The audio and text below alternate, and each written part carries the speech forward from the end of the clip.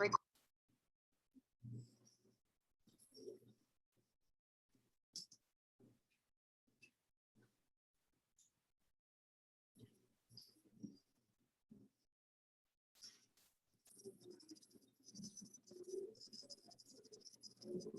morning, everyone. I would like to welcome each of you to our very first Literacy Leader PD in the Leading the Charge for Evidence-Based Literacy Practice series. This is session 1, which is an introduction to the science of reading. Here are our Zoom meeting preparation and just a few quick reminders. Be sure that your computers or phones are muted to minimize background noise. And if you will, turn off your camera. It will help us to save bandwidth. A little bit of information about me. My name is Katasha Edwards.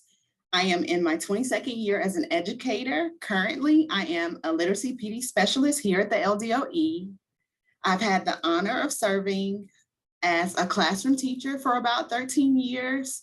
2 years as an assistant principal and 7 years as a building level administrator. So I'm extremely grateful for the opportunity to be a part of this conversation with so many amazing literacy leaders from around the state of Louisiana. And we will get started.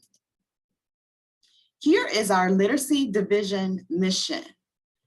Here we believe that all students in Louisiana will have improved literacy outcomes through high quality instruction and interactions by an effective teacher supported by leaders and families. Our department priority is to provide the highest quality teaching and learning environment from birth through graduation. And our focus area is literacy. The Literacy Division has identified 4 pillars for effective literacy implementation. In our upcoming sessions, we will dig into each of these pillars, but for today, we're going to focus on the pillar aligned to ongoing professional development. You will see linked here on the screen our K-2 Teacher PD series, which one of my colleagues began last week. So if you haven't had an opportunity or to send teachers to this PD series, she is going through practices aligned to the science of reading, and she's going to drop that link to that chat, the link to this series in the chat. Also, you'll see linked here our Summer Leader PD series. So today's session is similar to the introduction to the science of reading for teachers, but for the remainder of the series, we will take a different track and we will look at some of the planning and preparation that will need to take place prior to the start of school aligned to the science of reading. So they're going to drop both of those links in the chat. So our objectives for today, by the end of the session, participants will be able to define the science of reading, understand the importance of building teacher knowledge around the science of reading, and we will become familiar with 2 widely recognized theoretical models of proficient reading in the Simple View of Reading and Scarborough's Reading Rote. Within those models, we will identify the 2 main components of the Simple View of Reading and identify how the strands of the reading rote support reading development. So we will begin by defining the science of reading. And this is a definition that was taken from the Reading League. And it says that the science of reading is a vast interdisciplinary body of scientifically based research about reading and issues related to writing. This research has been conducted over the last 5 decades across the world and is derived from thousands of studies in multiple languages. So let's think about that. This research has been conducted over the last 5 decades. And just a note that the information that I'm sharing with you today about the science of reading, these aren't my words. You know, this is information that is compiled from the massive amounts of research that have gone into the science of reading. And I think we're going to have someone drop a link to the Reading League into the chat in case you want to do some more research. So what has the science of reading research provided? These studies have revealed a great deal about the how of learning to read and the what of goes wrong when students don't learn, and what kind of instruction is most likely to work best for most students. So we've talked a little bit about what the science of reading is. So let's look at what the science of reading is not. It is not an ideology. It's not a philosophy. It's not a political agenda. It's not a one-size-fits-all approach. It's not a program of instruction or a specific component of instruction. So I'm sure we've all heard that the science of reading is just phonics or it's just phonemic awareness, but that is not true. So the importance of teacher knowledge and its place in the science of reading. Knowledge is the most powerful tool that a teacher can be equipped with when teaching a child to read. It's important for teachers to know what to teach and how to teach. Unfortunately, many in-service and pre-service teachers did not receive training aligned to the science of reading. And depending on where we are as leaders, we may not have received training in our pre-service training that was aligned to the science of reading. So increased teacher knowledge can be achieved through ongoing professional development grounded in the science of reading. This professional development should include basics of reading psychology and development, understanding language structures for both word recognition and language comprehension, and using validated, reliable, efficient assessments to inform classroom instruction.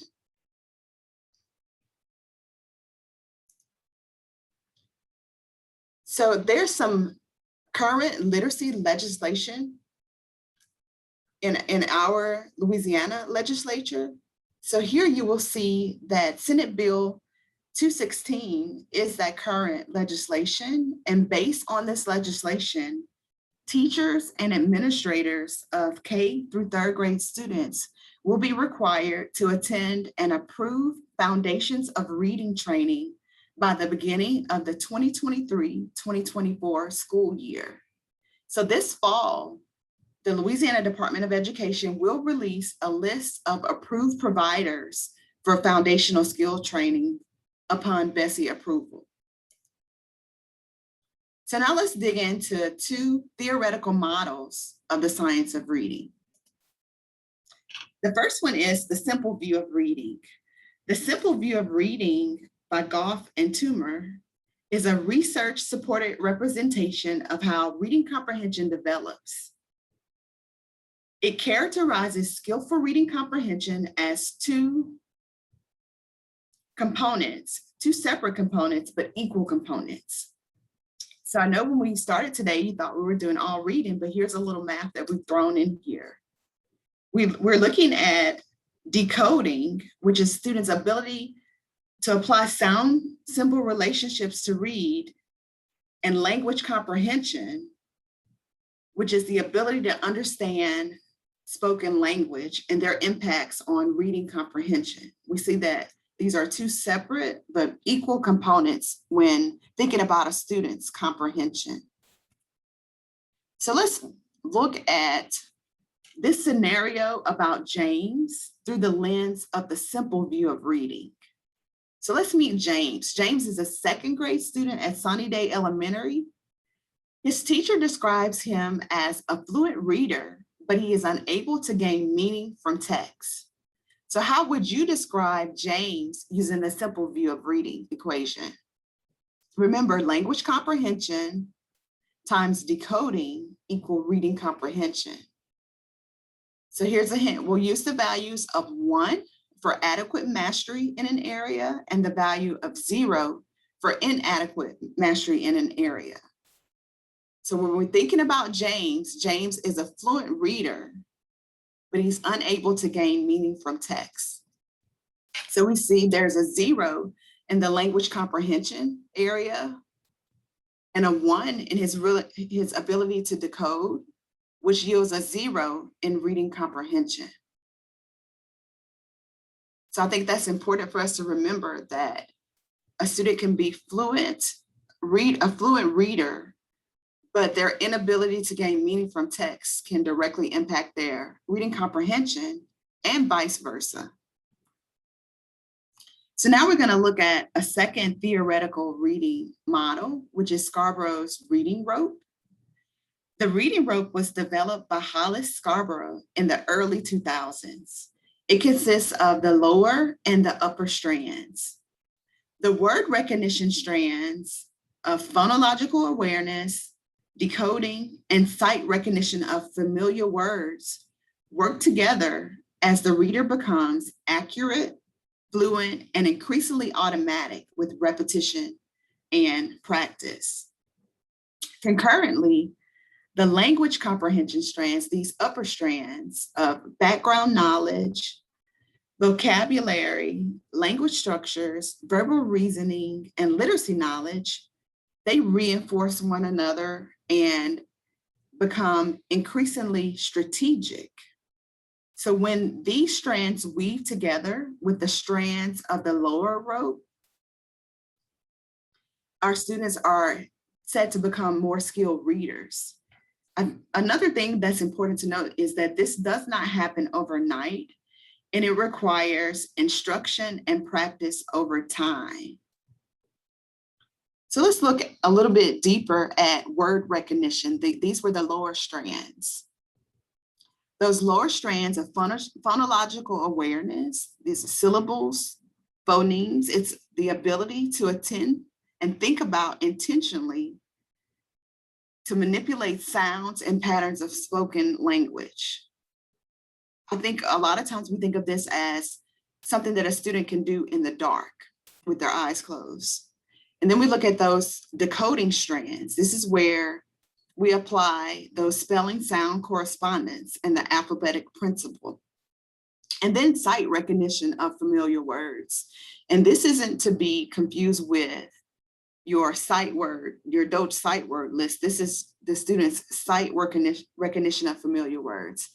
It's important to highlight here that as the lower elementary teachers, a large amount of time is spent on teaching word recognition skills, but it's equally important for us to develop those language comprehension skills in the upper strands.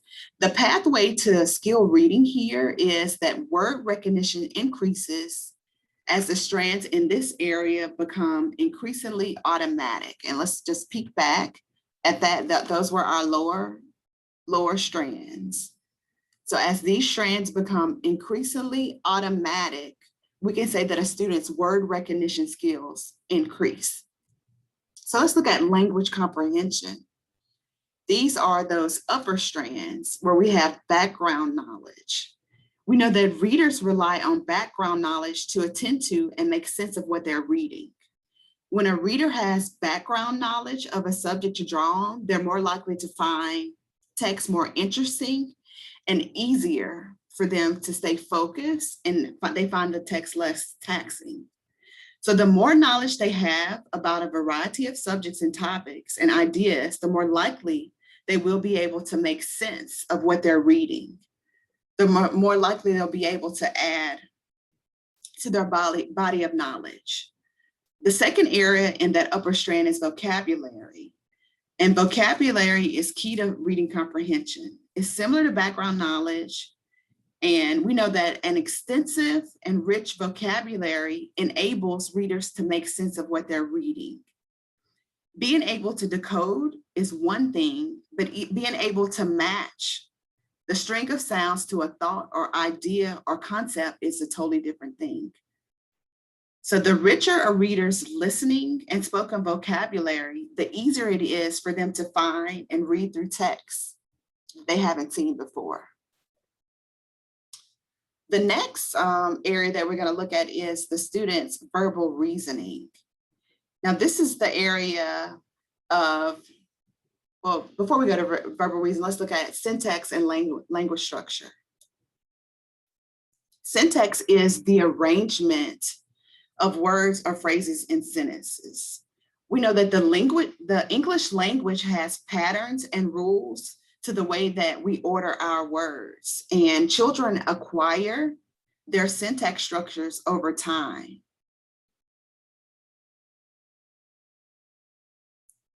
This is done through meaningful exposure to and discussion of language that when we're reading to children and when we're speaking to children.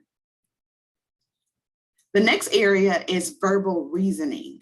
Verbal reasoning is not restricted to merely decoding what's on the page. More often, it is those things that are not explicitly stated or written. This is like when students have to draw meaning through inferences and metaphors.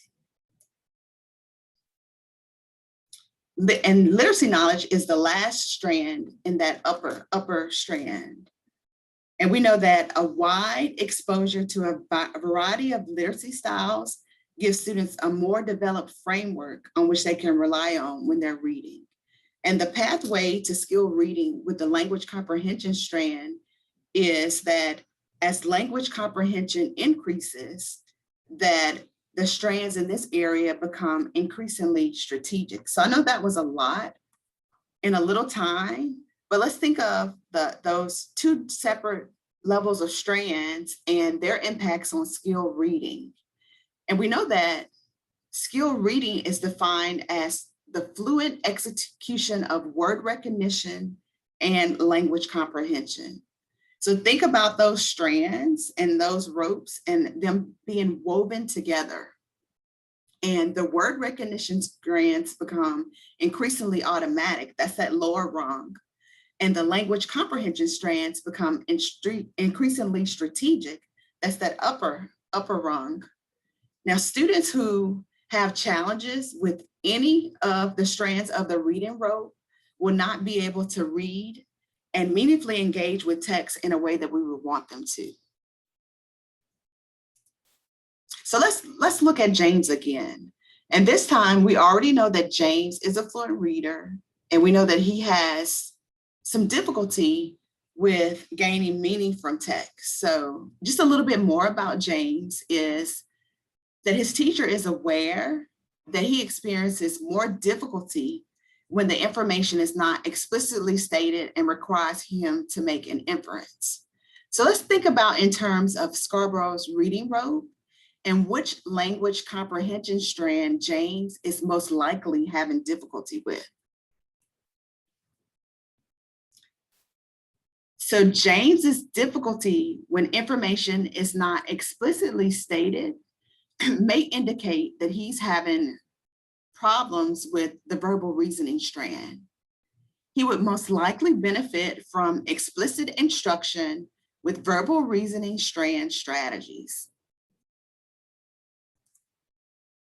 So let's do a little bit of reflection right now, and let's think in terms of the current curriculum used to support the foundations of reading in your school or district.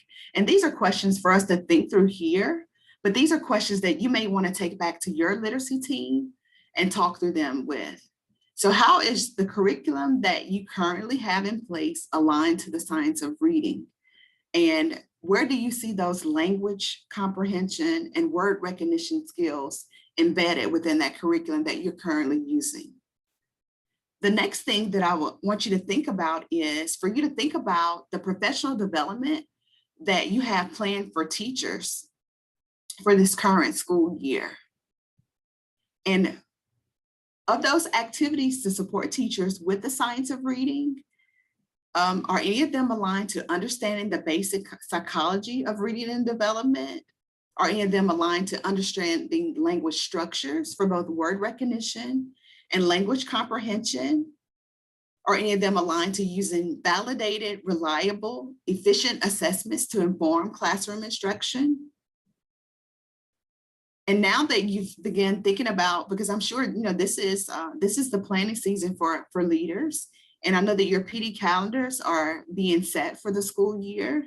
So in terms of the science of reading, what activities do you plan to add to your PD calendar to support instruction in the areas of the science of reading. So here's some resources. Our literacy landing page, the Louisiana Literacy Library, and we're going to have someone drop that link into the chat for you.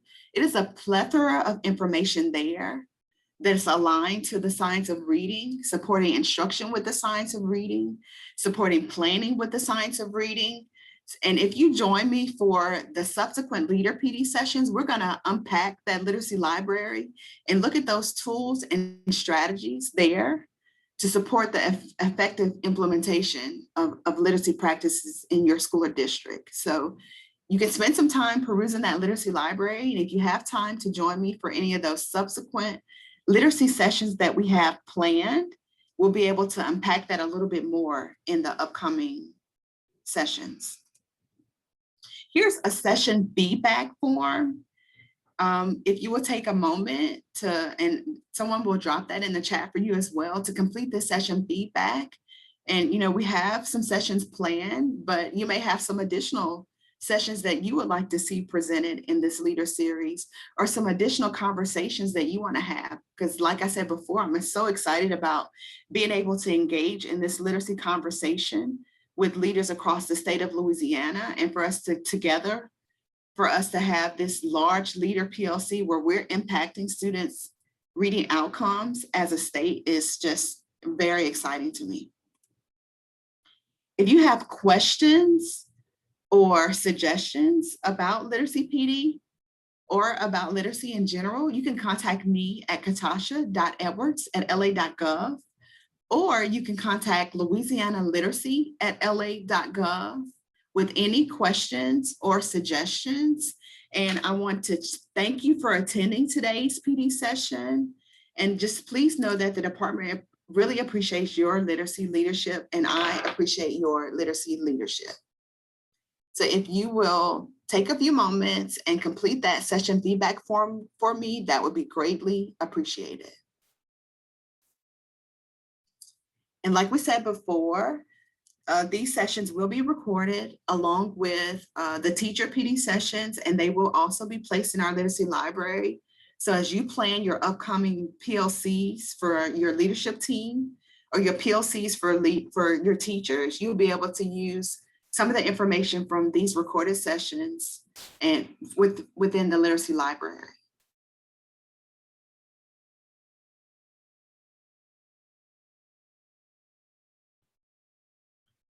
And I am going to drop that link to the session feedback into the chat as well.